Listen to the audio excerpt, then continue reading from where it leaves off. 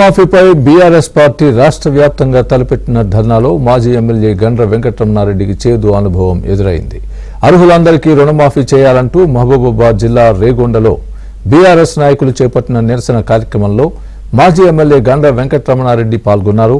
ఈ సందర్భంగా గండ్రను ఓ యువకుడు నిలదీశాడు. మీరు అధికారంలో ఉన్నప్పుడు ఇల్లు కట్టిస్తానని చెప్పి మాట తప్పారని ప్రశ్నించాడు. దీంతో బీఆర్ఎస్ కార్యకర్తలు, పోలీసులు యువకుడిని అడ్డుకొని పక్కకు తీసుకువెళ్లారు. సార్ మాట ఇచ్చాడు, ఇంతవరకు ఇల్లు కట్టియాలి. ఈసారి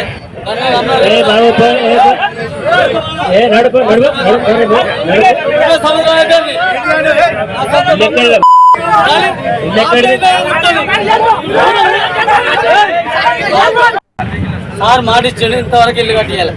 ఈసారి